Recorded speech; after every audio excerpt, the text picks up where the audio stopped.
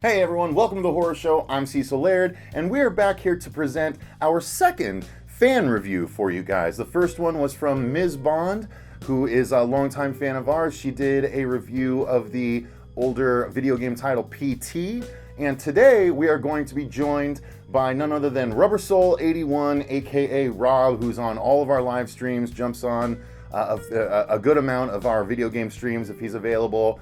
And so he decided to contribute to the channel with his review of The Wicker Tree, which I didn't even know existed and is apparently the sequel to the original Wicker Man movie. So without further ado, I'm going to pass it along to Rob. It's his first time. He's a little nervous, so give him that support, watch through to the end, and let him know what you guys thought. So thanks very much, and over to you, Rob.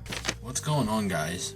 It's Rubber Soul 81. Have you ever had a friend that you absolutely love and adored? They moved away for a while, and your friends say, oh my god, I found you a friend who's just like so-and-so, whoever it was before. And you get excited. You're all like, oh, I can't wait to see this person. It's going to be great. If it's anything like the other one, it's going to be perfect, right? And then when they come over to your house, they're knocking everything over, and by the end of the night, you just wish they wouldn't have shown up. That's what we got with this. It's The Wicker Tree.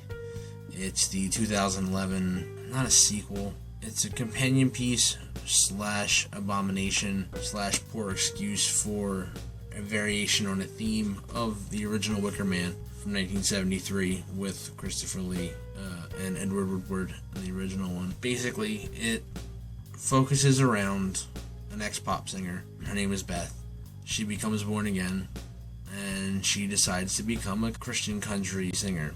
She feels this real heavy burden to go and fly to Scotland and convert the heathens, turn them over to Jesus, as it were.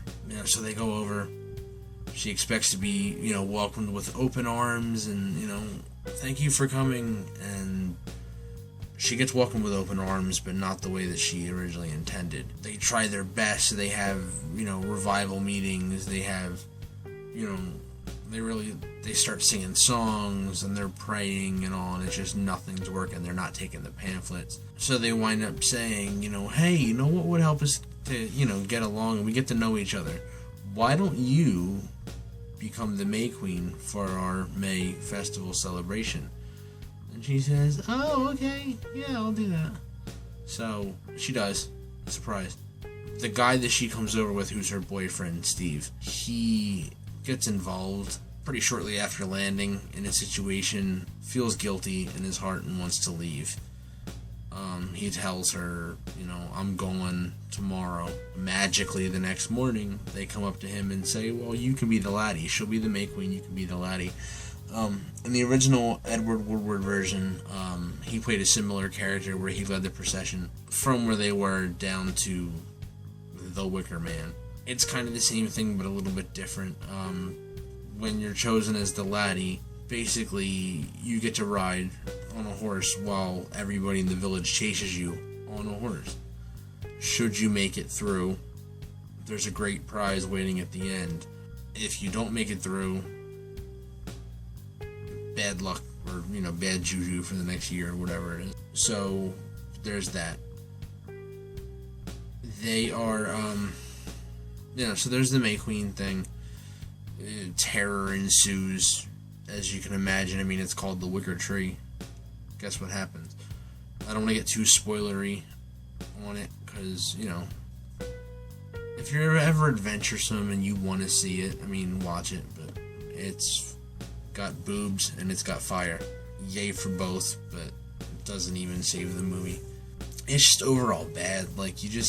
They're not believable. They're dry. You kind of wind up rooting for the villager instead of wanting to root for Beth and Steve to get out. You're rooting for them to get caught. But the bad thing is too is it turns out to be slapsticky towards the end. They could have put cartoon sound effects on it. They could have put Three Stooges sound effects on it. It really got insane. You couldn't decide what it was. Is it a horror movie? Is it a thriller? Is it a comedy movie? and not like in the good like horror comedy, like the way that like Shaun of the Dead or Tucker and Dale ride that line between the two. This isn't even like bad on purpose. I don't know what happened. I mean, I understand the director, Robin Hardy, who directed and wrote the original, by the way, and this one, just didn't, I don't know if he was too old and like he thought it was okay, but I mean, it got out to release. I don't know how. For the most part, there's nobodies in it. There are a couple standouts. Kristopher Lee is in it again as Lord Summerisle, the character he played in the original. He's in it for maybe literally 10-15 seconds.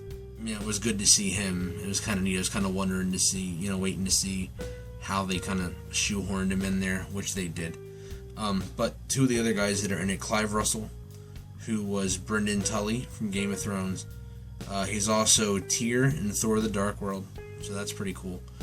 There's Graham McTavish, who was Dwalin in The Hobbit.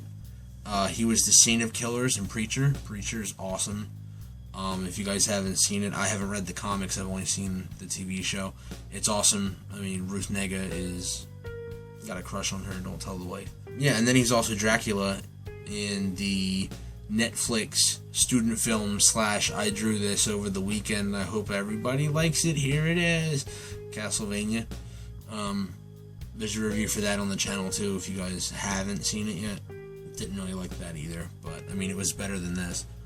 Like, I was so excited going into it, and it was like almost like cinematic blue balls. Like, I going into it and it was just like, it's so good, I can't wait, it's gonna be so awesome, and nothing happened. No payoff. Like, it was just like, I feel like betrayed. Like, I figured the same director, the same writer, it would have been good. Like, it would have been awesome, it should have been. And it just wasn't. It's bad. I've droned on long enough. So anyway, thanks guys. I'm Rubber Soul, again, Rob. Follow me on Facebook if you want. I'm going to do a shameless plug. Twitter, Rubber Soul 81. Yeah, I mean, that's it, guys. I look forward to talking to you, again, like we do every week. It's been fun doing this. It's been a challenge for me because I have anxiety and, image issues and stuff, but we're getting over that. We're helping to fight it. So I hope it all turns out good. I hope we can do more of these. They'll be better next time. I won't drone on so much. Nothing left to say, but stay scared.